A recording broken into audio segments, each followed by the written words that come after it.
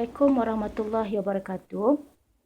Saya merupakan pembentang pertama ahli kumpulan ini, iaitu Nur Akmalah binti Alias P104276 akan membentangkan kritikan seni persembahan terhadap pementasan teater Ranjau Sepanjang Jalan karya Shah Nun Ahmad yang dipersembahkan di Auditorium Kompleks Jabatan Kebudayaan dan Kesenian Negara Kedah pada 15 September 2019.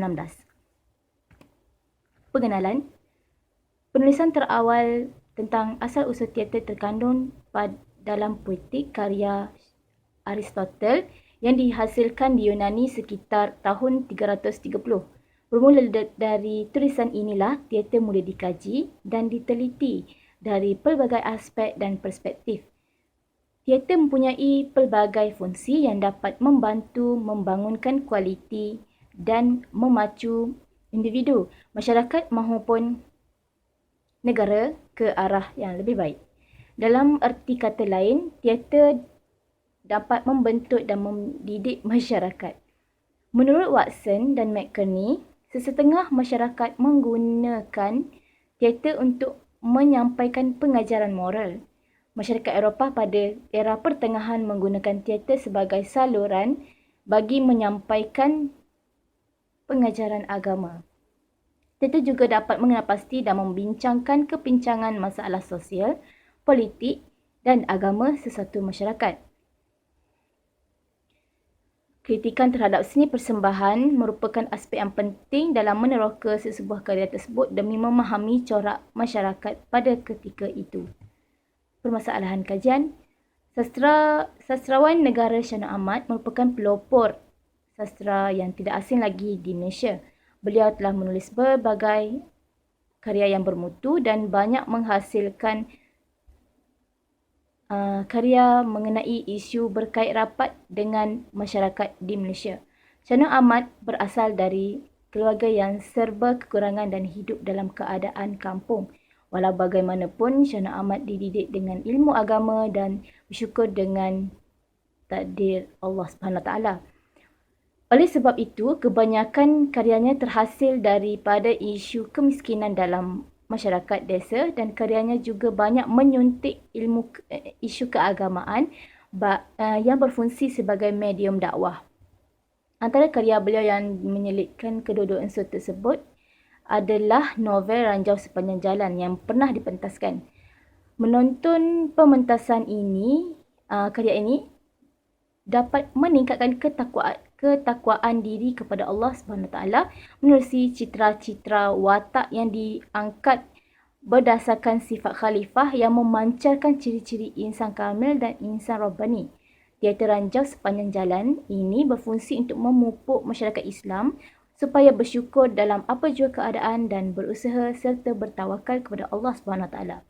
Teater ini dapat diklasifikasikan sebagai sebuah karya yang syarat dengan ilmu pengetahuan. Antara ilmu tersebut adalah ilmu agama, ilmu pertanian dan ilmu perdagangan. Objektif kajian.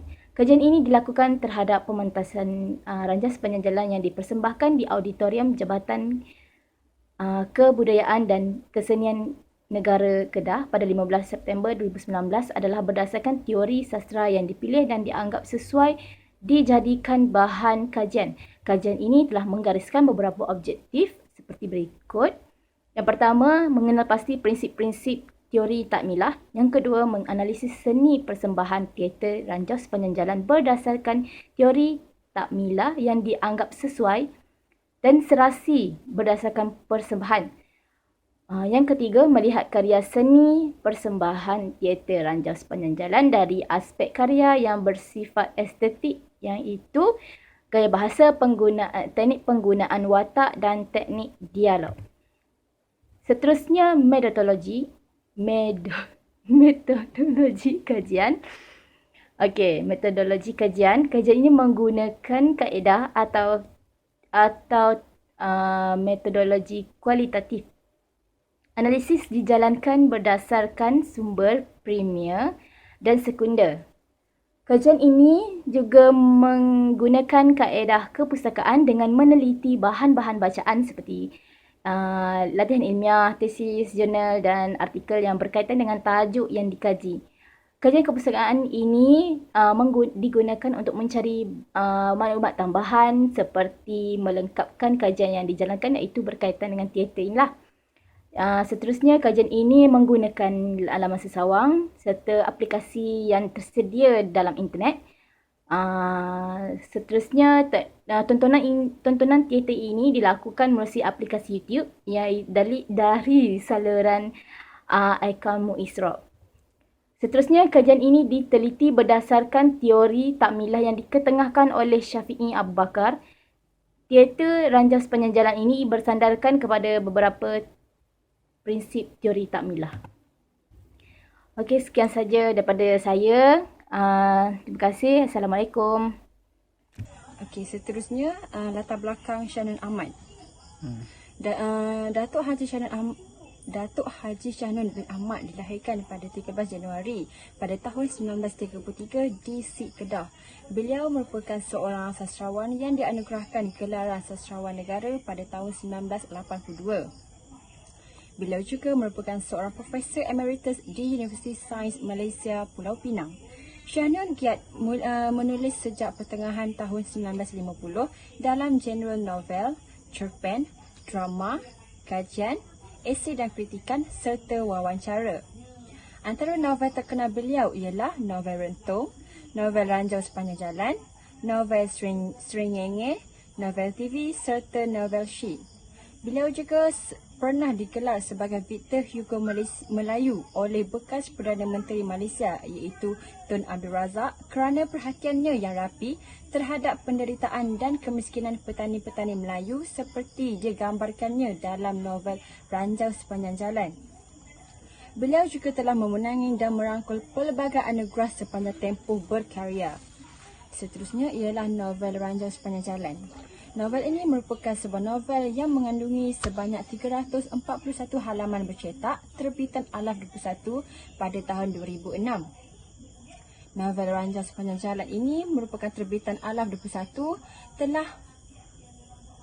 merupakan terbitan kedua setelah Utusan Publication merebitkan novel ini pada tahun 1997. Novel ini mempunyai 24 bab yang menceritakan tentang kemiskinan dan perjuangan keluarga petani sawah di Kampung Banggul Dedap di Sik Kedah. Novel ini turut diterjemahkan ke dalam bahasa Inggeris, bahasa Jepun, bahasa Swedish, bahasa Rusia, Belanda dan juga Iceland. Novel ini pernah diadaptasi kepada filem pada tahun 1983. Filem Ranjau Sepanjang Jalan kemudiannya telah mencetus ilham bagi sebuah syarikat pengeluar filem Kemboja Perancis bagi menghasilkan filem Rice Paper atau juga turut dikenali sebagai Sneak Stray pada tahun 1994 yang diarahkan oleh pengarah Kemboja iaitu Rich Fund. Dalam filem itu, kisah dipindahkan pada latar Kemboja semasa era selepas Khmer Rouge. Teater Ranjau Sepanjang Jalan merupakan sebuah karya kreatif yang telah dipentaskan di Festival Teater Kedah pada tahun 2019 oleh Persatuan Teater Pentas.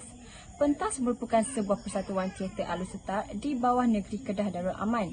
Pentas telah menjuarai Festival Teater Kedah 2019 dan merangkul anugerah pelakon wanita terbaik dan lain-lain lagi dengan mementaskan Teater Ranjau Sepanjang Jalan. Pentas juga telah mempersembahkan teater ini sekali lagi pada 14 Februari 2020 di Auditorium JKKN Kedah. Antara pelakon yang terlibat dalam mementaskan teater ini ialah Lin Muiz yang memegang watak sebagai Jiha, Muiz Metalisia sebagai Lahuma, Natasha memegang watak sebagai Sanah, Syaiful Amir memegang watak sebagai Tok Penghulu, Ayi Haryati memegang watak sebagai isteri kepada penghulu, Azumi Syazani, Muhammad Mifdal, Fatin Nisda, Aswad dan juga Airil sebagai watak budak kampung. Seterusnya ialah Putri Anis sebagai Jenab, Azrul Izham sebagai Long Kadim, Kristina Felicia sebagai Lia, Kristina Dayana sebagai Semek, manakala Natalia sebagai Chorus dan juga Amy Shah Alice Putri. Manakala Hanis Sofia pula memegang watak sebagai Kia. Sinopsis Ranjau Sepanjang Jalan. Novel Ranjau Sepanjang Jalan merupakan sebuah novel yang banyak menyentuh tentang kemiskinan dan perjuangan keluarga petani sawah di kampung Bangor Dedak, Sik Kedah. Kisah ini bermula daripada kehidupan keluarga Lahuma dan isterinya iaitu Jiha bersama 7 orang anak gadis mereka iaitu Sanah, Milah, Jenab, Semek, Liah, Lebar dan juga Kia yang berjuang menguruskan sawah mereka sebanyak 14 relung sebagai satu kepentingan utama dalam kehidupan mereka. Walaupun untuk satu musim, hasil padi tidak boleh terkurang. Padi menjadi segala-galanya. Hidup mati mereka semuanya bergantung kepada hasil padi. Perjuangan Lahuma sebagai ketua keluarga cukup memberikan impak yang besar terhadap keluarganya.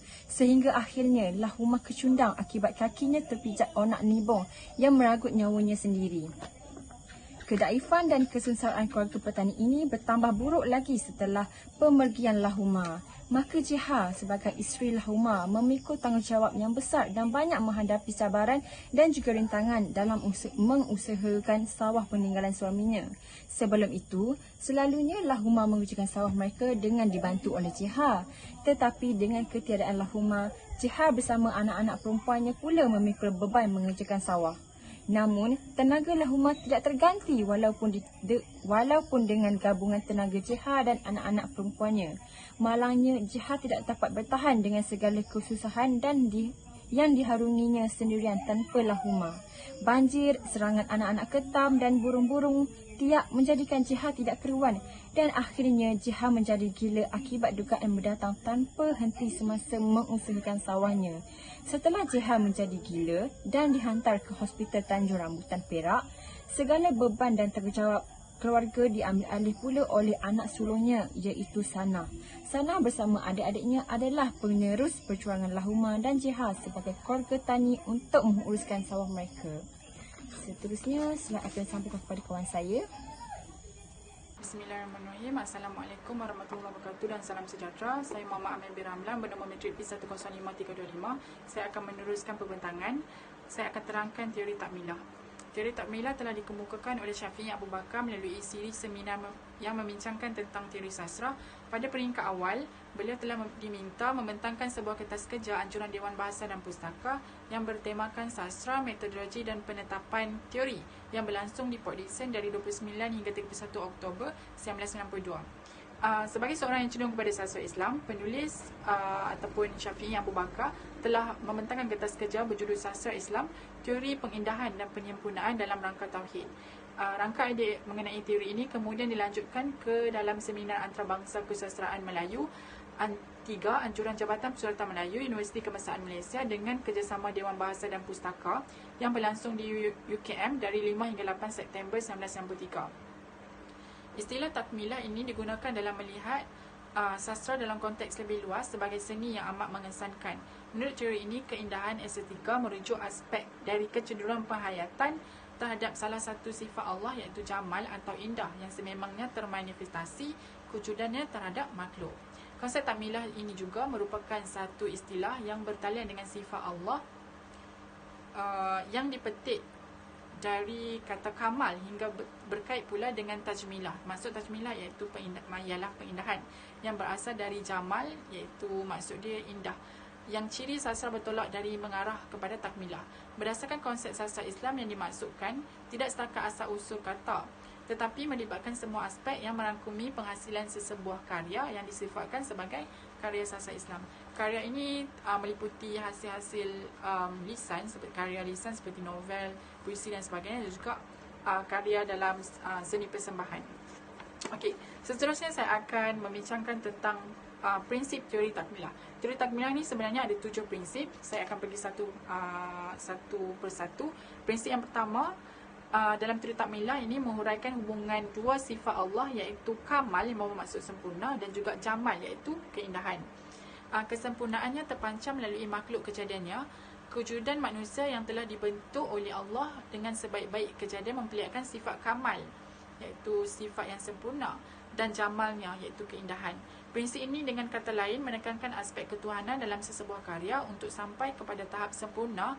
Sifat Allah yang maha sempurna ini dapat dilihat melalui makhluk dan alam ciptaannya.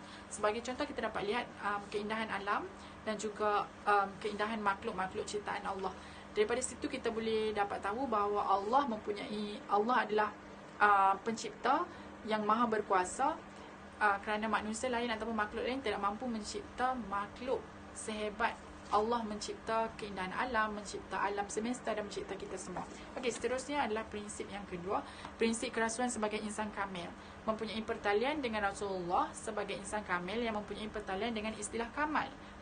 Berarti sifat Allah yang maha sempurna. Terdapat 3 konsep adil keinsanan dalam falsafah pemikiran Islam, iaitu insan bersifat kamil, insan Rabbani dan juga insan khalifah. Insan khalifah merujuk kepada kemampuan dan kebolehan insan yang dapat menjadi pemimpin, dilihat dalam pelbagai aspek untuk menjadi khalifah, seperti kepribadian tinggi, berilmu, kepimpinan, akhlak yang dianggap sempurna sebagai khalifah. Insan Rabbani pula dapat dilihat dari aspek kerohanian dan mendekatkan diri kepada Allah. Okey, seterusnya prinsip yang ketiga, prinsip Islam yang bersifat akmal, iaitu menjelaskan Islam merupakan satu-satunya agama yang diredai dan ia merupakan agama yang sempurna dari segenap aspek. Firman Allah ada menjelaskan bahawa Al-Quran itu sendiri menyebut tentang kesempurnaan akmal ajaran Islam. Akmal itu membawa maksud sempurna. Misalnya melalui karya sastra ataupun karya seni persembahan yang dilahirkan suatu masa nanti akan dapat memupuk masyarakat Islam yang patuh kepada ajaran agama Islam, yakni melaksanakan segala suruhan Allah dan meninggalkan segala larangannya. Okey, prinsip yang seterusnya adalah prinsip yang keempat, iaitu melihat hubungan sastra ataupun karya dengan ilmu yang mempunyai pertalian dengan diri sendiri, khususnya melalui akal dan juga hati. Keperluan ilmu dengan hasil karya yang menjadikan teori takmilah sebagai teori yang saling melengkapi, iaitu takamul. Akal merupakan alat untuk mencapai keilmuan terhadap ilmu yang bersifat alamiah dan rasional, manakala hati dalam saluran ke arah keilmuan rohani yang dikenali sebagai makrifat. Penulis mengangkat ilmu sastra, mengangkat ilmu yang bermanfaat dalam menghasilkan sebuah karya kepada pembaca ataupun karya kepada khalayak lah, di mana ilmu sastra adalah bersifat takamul tentang kesempurnaan yang menyeru manusia kepada kebenaran. Justru ilmu dan sastra saling berkaitan antara satu sama lain yang bersifat takamul. Seterusnya prinsip yang kelima, melihat sastra yang bercirikan estetik. Dapat dilihat dari 2 aspek, iaitu keindahan lahiriah dan juga keindahan maknawi. Manusia memerhati alam untuk mendapat ilham, memperlihatkan tahap keprihatinan manusia, dan ia diterapkan dalam hasil karya. Lahiriah berkaitan teknik dalam menghasilkan karya seperti bentuk, struktur, plot, watak, bahasa, diksi, nada dan sebagainya. Manakala maknawi dapat dilihat dari segi isi, tema, idea, mesej, sudut pandangan dan sebagainya. Justru apabila elemen-elemen ini digabungkan menjadi satu, ia akan menjurus kepada proses penciptaan dan pembinaan karya yang kreatif, indah dan sempurna dari aspek dalaman dan luaran. Ini memperlihatkan hasil karya itu, kalau dua aspek ini digabungkan, hasil karya itu akan kelihatan sempurna. Prinsip yang keenam, iaitu penkarya itu sendiri perlu melengkapkan diri dengan ilmu-ilmu keislaman dan ilmu-ilmu yang berhubung dengan sastra, iaitu seorang sastrawan muslim seharusnya tergolong dalam golongan yang alim dalam ilmu-ilmu Islam, terutamanya ilmu yang ingin disampaikan kepada khalayak. Ilmu yang dimiliki itu seharusnya secara mendalam dan diterapkan ke dalam hidupnya sendiri. Okey, untuk menghasilkan karya Islam, seseorang itu perlulah ada pegangan Islam yang kukuh, ada asas Islam yang lengkap, barulah boleh menulis karya yang berunsur Islam. Kerana Islam ini merupakan salah satu agama yang suci. Jadi mesej yang ingin disampaikan ataupun isu yang ingin diketengahkan pula berlandaskan kepada asas dan juga pembentukan Islam yang sempurna. Seterusnya prinsip yang terakhir adalah prinsip yang ketujuh, hubungan antara khalayak dengan karya. Khalayak dan karya saling berkait dan sememangnya tidak dapat dipisahkan. Oleh itu, sesebuah karya Islam perlulah berunsur pendidikan, dakwah, menanam nilai-nilai tauhid, kekudusan, keagungan Tuhan, jihad, penentangan terhadap kebatilan dan sesuatu yang mengajak ke arah kebaikan. Ini lebih kepada selari dengan konsep dakwah lah, iaitu amar makruf dan nahi mungkar. Sebuah karya sastra yang dihasilkan oleh seorang penulis seharusnya dapat mewujudkan kesedaran, keinsafan dan sebagainya yang diperolehi oleh khalayak daripada karya yang dibaca ataupun dituntun melalui watak yang dipaparkan oleh pengkarya ke dalam karya.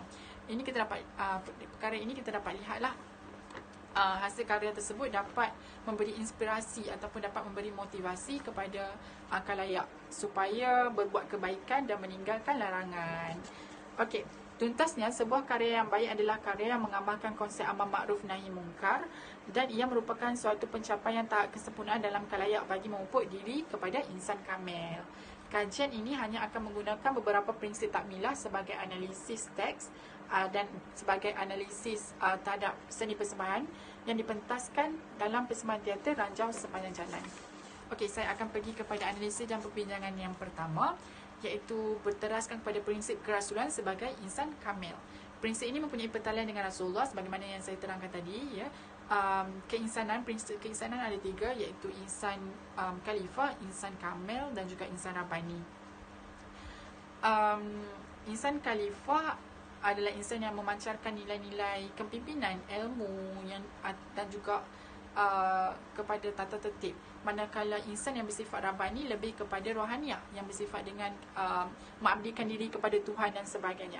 Kita dapat lihat dalam teater Ranjau Sepanjang Jalan yang dipentaskan ini, ya, watak lahuma dipancarkan sebagai seorang khalifah, ya, kerana mempunyai sikap kepimpinan yang sangat tinggi. Ya, kerana beliau merupakan seorang ketua keluarga, beliau sanggup melakukan apa sahaja, melakukan segala pekerjaan untuk menyara keluarga. Kita tahu, ya, ketua keluarga adalah ayah ataupun suami ketua keluarga merupakan ketua keluarga yang perlu memainkan peranan yang sangat penting dalam keluarga untuk menjaga keluarga lah, ya. Dan kita dapat lihat juga watak lahuma ini sendiri disifatkan seorang yang memiliki insan yang rabbani, kerana pada awal minit ke-10 hingga minit ke-15 dapat dilihat watak lahuma menunaikan solat secara berjemaah bersama keluarga dia, dan selepas solat tu dia bermohon kepada Allah lah, iaitu menggambarkan, yang satu dia menggambarkan sikap kepimpinan kerana dia menjadi imam, ya, sebagai seorang ketua keluarga, dan yang kedua insan rabbani, iaitu dia mengabdikan diri kepada Allah, memohon, memunajat kepada Allah selepas daripada solat itu. Ya, kalau kita lihat kedua-dua prinsip keinsanan ini kalau digabungkan, insya-Allah akan mencapai kepada prinsip keinsanan yang kamil, iaitu kamil itu sendiri membawa maksud sempurna. Kalau insan khalifah digabungkan dengan insan rabbani akan menuju kepada insan kamil, iaitu insan yang sempurna, ya, kerana kita melihat dua aspek ini perlu seimbang. Insan khalifah ada sikap kepimpinan, ada soft skill dan sebagainya, dan dia juga perlu ada kerohanian, iaitu insan rabbani. Barulah kita boleh mencapai kesempurnaan tersebut. Okey, itu saja pembentangan daripada saya. Saya akan serahkan pembentangan seterusnya kepada rakan pembentang yang lain. Sekian, terima kasih. Assalamualaikum. Okey, terima kasih kepada sahabat saya sendiri tadi yang telah membentangkan analisis yang pertama. Seterusnya saya akan membentangkan analisis yang kedua, iaitu prinsip Islam yang bersifat akmal.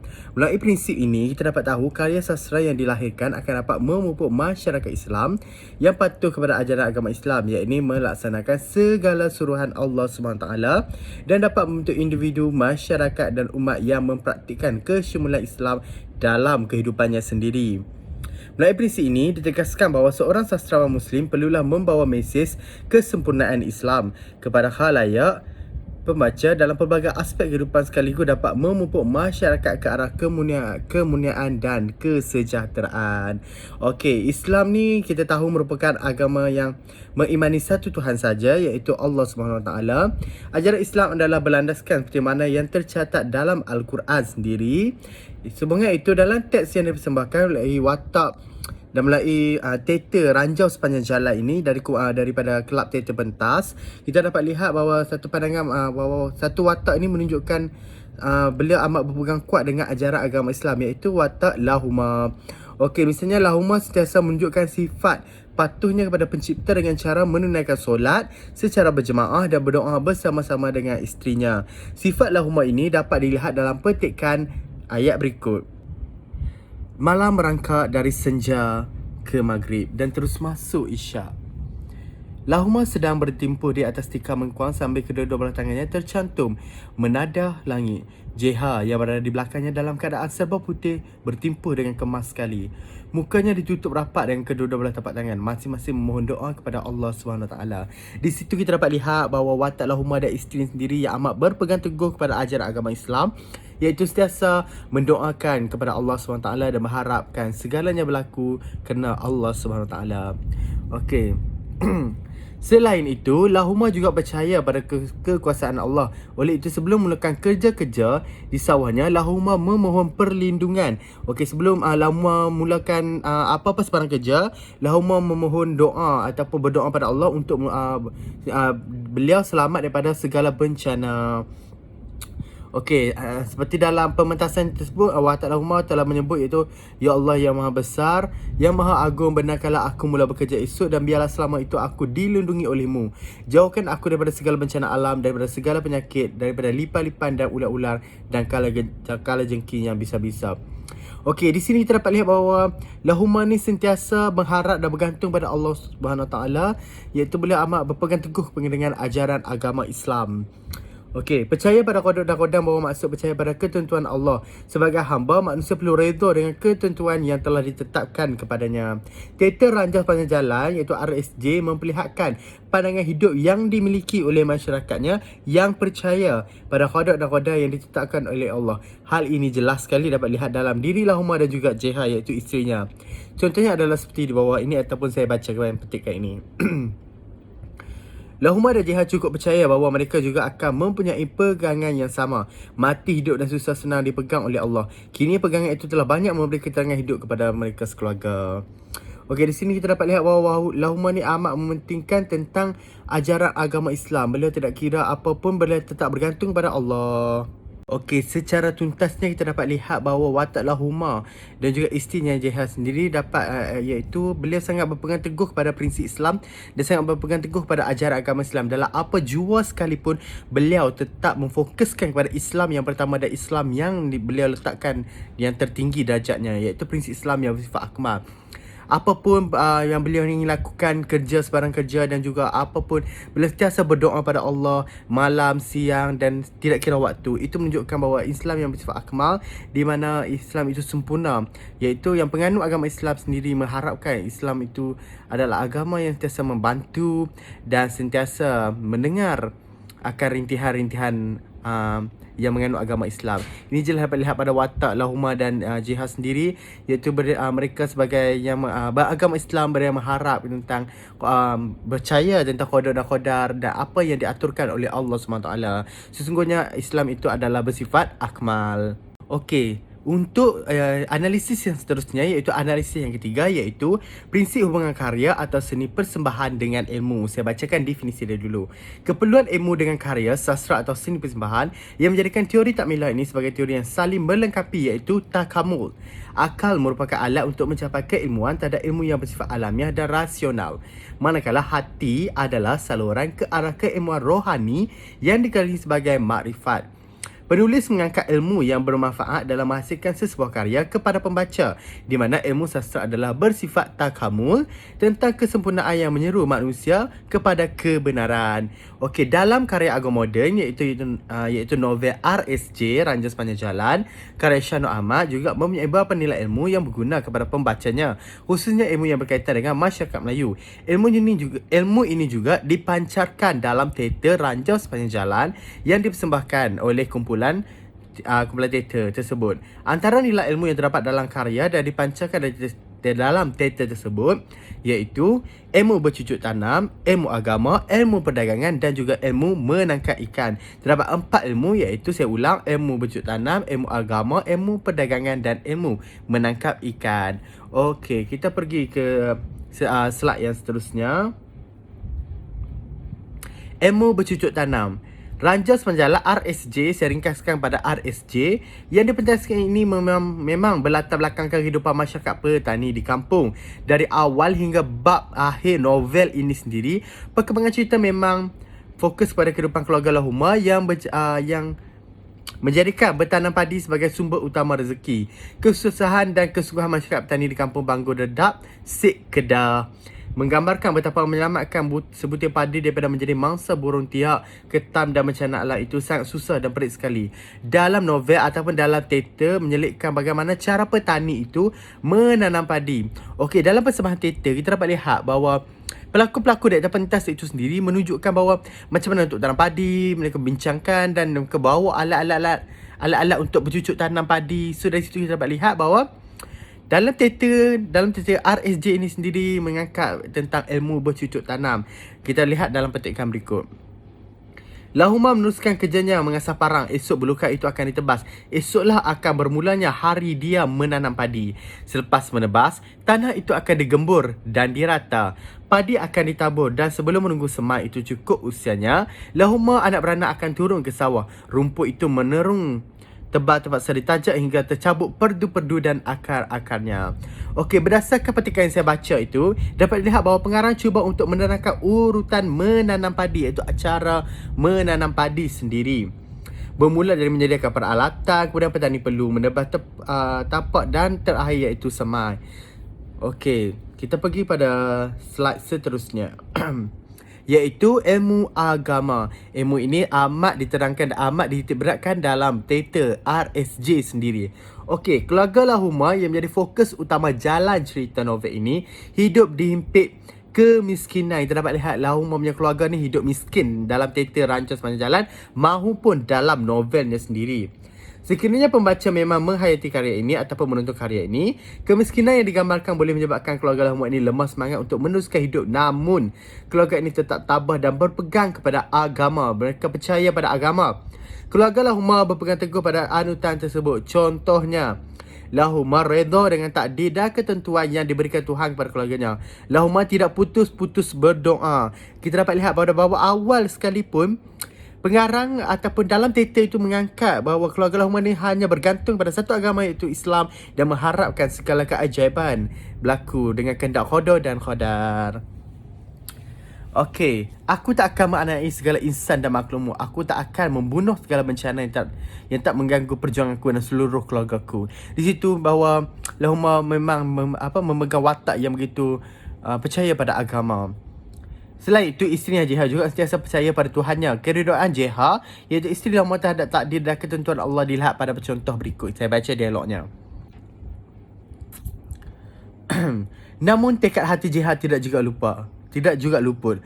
Bahaya di tangan Allah. Mati hidup Lahuma di tangan Allah. Allah boleh memelihara Lahuma. Allah boleh mengambil nyawa Lahuma. Di sini kita dapat lihat bahawa watak isterinya Jeha sendiri hanya meletakkan kepercayaan pada yang satu yang Maha Esa, iaitu Allah SWT. Di sini kita dapat lihat bahawa teater RSJ sendiri mengangkat tentang ilmu agama untuk dipersembahkan kepada penonton. Seterusnya, okey, sebelum itu saya ingin terangkan bahawa semasa pementasan, bagaimana kita ingin melihat bahawa ilmu agama itu diangkat di mana semasa pelakon-pelakon sedang berdoa, lighting ataupun cahaya itu hanya memfokuskan kepada para pelakon, iaitu diibaratkan sebagai nur ataupun cahaya. Di situ kita dapat lihat bahawa teater RSJ ni sendiri ingin mengangkat tentang ilmu agama dan bahawa pentingnya agama dalam kehidupan seharian. Okey, seterusnya kita akan pergi pada ilmu perdagangan.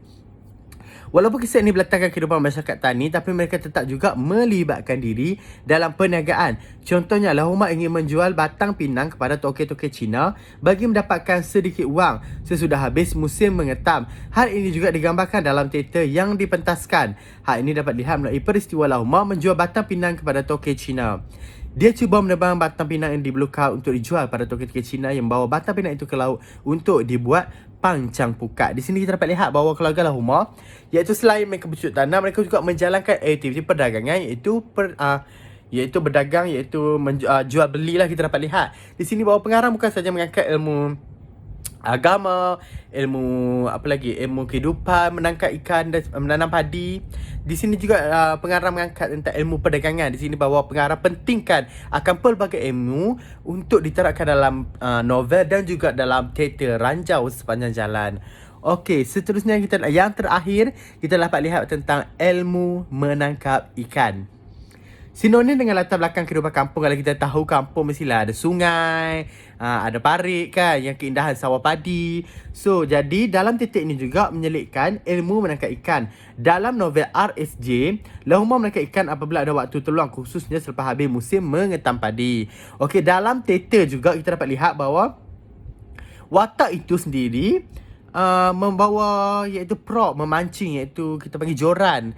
Batang joran untuk pergi menangkap ikan. Di situ dapat lihat bahawa walaupun dalam novel menerangkan tentang kehidupan menangkap ikan, ilmu menangkap ikan, di selain itu juga Dalam teater juga menunjukkan tentang ilmu menangkap ikan yang bukti paling kukuh iaitu kewujudan istilah yang berkaitan dengan cara menangkap ikan. Menunjukkan ilmu ini memang ada dalam novel ini dan teater. Contohnya seperti berikut. Cuma sekali-sekala membuat bubu dan nada untuk menangkap ikan. Okey. Kadang-kadang Lahuma ni membuat bubu iaitu bubu alat untuk menangkap ikan. Justru dalam teater, persembahan teater RSJ juga menunjukkan di mana Lahuma ni sendiri mengusung atau membawa iaitu bubu yang untuk menangkap ikan.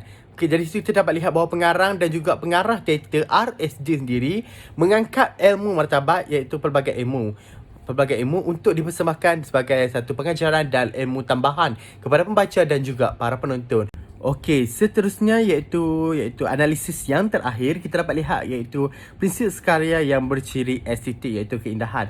Okey, untuk definisi kawan saya dah terangkan di atas sebelum ini. Jadi saya akan menyenaraikan iaitu dalam pementasan teater RSJ terdapat beberapa teknik atau cara yang dikesan melalui seni kepengarangan melalui teks yang digunakan oleh pengarang iaitu Syahno Ahmad. Seni kepengarangan ini terhasil pada cara pengarang menghasilkan penulisannya berdasarkan cara pengolahan serta pengalaman pengarang tentang suatu penulisan yang dicipta. Hal ini dapat diteliti berdasarkan aspek berikut. Menggunakan bahasa yang ringkas tetapi padat, teknik penggunaan watak begitu jelas dan berkesan, teknik dialog, gaya bahasa anafora, personifikasi, simili dan hyperbola. Okey, bagaimana untuk analisis menggunakan bahasa ringkas yang tepat dan padat? Dalam novel ataupun pementasan, Syahno Ahmad mengaplikasikan seni kepengarangan dengan menggunakan bahasanya yang ringkas tetapi padat. Okey, walaupun pengarang menggunakan perkataan yang biasanya digunakan oleh orang-orang lain ataupun sinonim, namun perkataan-perkataan itu dapat melengkapkan apa yang mahu disampaikannya. Justru, kita seolah-olah diberi gambaran yang jelas tentang peristiwa dalam novel tersebut. Selain itu, Syahno juga gemar menggunakan dialek Kedah dan bahasa daerah tetapi tidak keterlaluan seperti hang, aku, hampa, nak pi mana. Macam tu contoh dia. Lakonan yang dipentaskan juga turut menggunakan bahasa yang telah diterapkan di dalam novel. Di mana dalam novel bahasa itu dan juga dipentaskan juga di aplikasi pementasan juga menggunakan logat ataupun dialek yang sama. Ini menunjukkan penyampaian teater ini sangat mudah difahami. Okey. Seterusnya iaitu teknik penggunaan watak betul jelas dan berkesan. Okey, baiklah saya huraikan. Syahno Ahmad turut mengarang menggunakan teknik penggunaan watak yang betul jelas dan berkesan. Hal ini dapat dilihat melalui watak-watak yang dibawa dalam novel ini.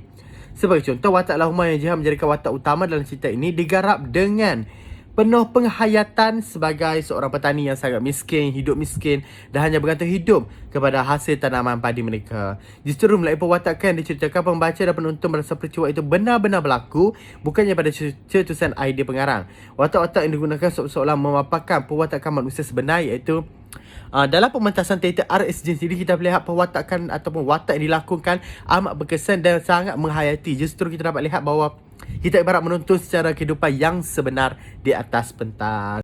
Okey, baiklah kita pergi kepada seterusnya iaitu teknik dialog. Dialog merupakan kata-kata yang dituturkan oleh watak-watak dalam drama atau fiksyen dalam sebuah cerita ataupun novel. Okey, dalam novel ataupun pementasan RSJ sendiri, pengarang menggunakan dialog yang dituturkan oleh Lahuma dan Jeha.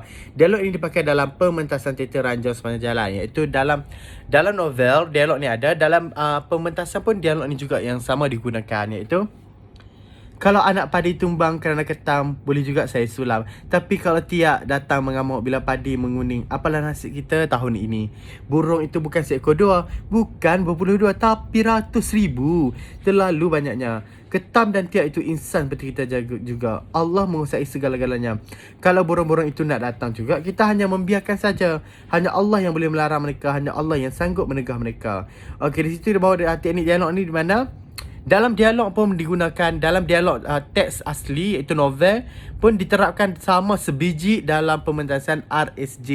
Di sini kita dapat lihat bahawa teknik dialog ni hanya akan memberi kesan kepada penonton di mana dalam novel aku baca seperti ini dan dalam pementasan pun sama. Jadi teknik dialog ni dapat menarik minat atau menarik perhatian pembaca dan juga penonton. Okey, seterusnya kita akan pergi kepada gaya bahasa anafora. Anafora merupakan pengulangan perkataan yang sama ada permulaan klausa. Terdapat beberapa petikan yang dipetik dalam RSJ yang mengandungi skema perulangan anafora juga telah dituturkan oleh pelakon. Bab 1, dalam Ranjang Sepanjang Jalan, pengarang dan pelakon menggunakan skema perulangan anafora pada permulaan ayat, iaitu pengulangan perkataan padi dan bawah seperti petikan di bawah ini atau petikan yang saya baca ini, okey? Padi ditanam, padi dijemur, padi dimasak dan padilah yang menyambung hidup mereka sejak zaman berzaman.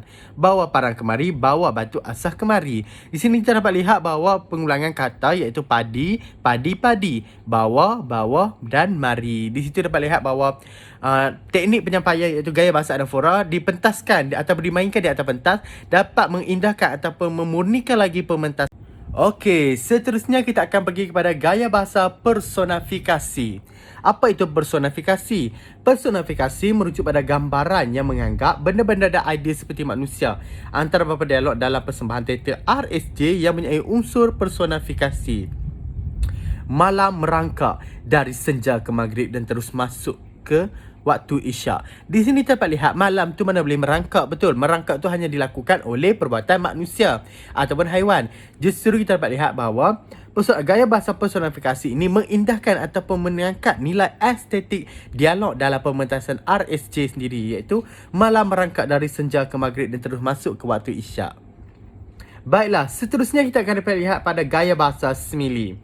Simili merujuk pada perbandingan secara langsung, iaitu seperti bak, bagai, umpama dan sebagainya.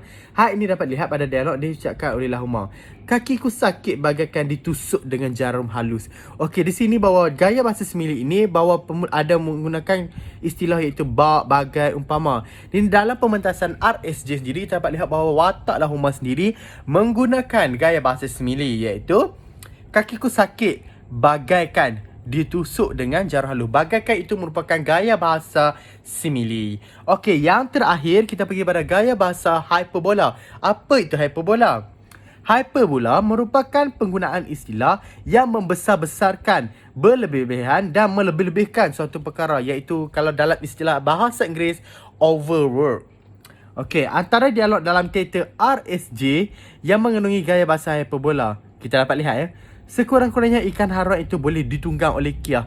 Boleh melampaukan dialog ini, iaitu di mana dia melebih-lebihkan penggunaan dialog itu, iaitu mana boleh orang manusia menunggang ikan haram. Jadi ini adalah satu-satu gaya bahasa ingin mengindahkan lagi ataupun menerapkan nilai estetik dalam pementasan RSJ sendiri. Oleh itu, segala penerangan saya berkaitan dengan gaya bahasa, secara konklusinya kita dapat lihat bahawa pementasan RSJ sendiri menjawab ataupun selari dengan prinsip yang keempat, prinsip teori takmilah, iaitu prinsip karya yang berciri estetik, iaitu penggunaan pelbagai gaya bahasa, teknik dialog, batu menggunakan bahasa yang tepat, padat dan sebagainya. Ini menunjukkan bahawa RSJ ini sendiri merupakan karya pementasan teater yang bersifat estetik, iaitu mempunyai nilai keindahan tersendiri. Okey, kesimpulannya kita dapat lihat bahawa novel RSJ menerapkan prinsip Islam bersifat akmal dengan menerapkan nilai-nilai hidup yang berlandaskan Al-Quran dan As-Sunnah. Melalui gambaran dan jalan cerita yang jelas, pengarang mengajak khalayak pembaca ke arah kebaikan dengan mengajarkan amalan yang baik. Hal ini menggambarkan novel RSJ menepati prinsip hubungan takmilah dengan pembaca memupuk ke arah insan kamil, khalifah dan akhir membentuk insan Rabbani. Okey, prinsip takmilah seperti prinsip berasaskan insan kamil, prinsip Islam yang sifat akmal, hubungan sastra dengan ilmu dan prinsip sastra bercirikan estetik dapat dirungkai dengan jelas berdasarkan teater RSJ sendiri. Pengarang berjaya menghasilkan karya yang bertunjangkan tauhid seperti mana yang ditengahkan dalam teori takmilah. Okey, secara tuntasnya novel ini juga mempunyai unsur pendidikan, pengajaran dakwah dengan menampakkan nilai-nilai tauhid, kekudusan, keagungan, jihad. Tambahan pula, menulis unsur-unsur penerapan nilai Islam ini dapat membimbing dan memandu pembaca menjalani kehidupan sebagai seorang Muslim maupun memandu penonton sebagai memupuk sifat Islam itu lebih teguh dalam diri kita sendiri. Okey, jelaslah bahawa novel RSJ dan juga teater RSJ sendiri sesuai didasari oleh teori takmilah sebagai satu landasan kajian. Okey, terima kasih.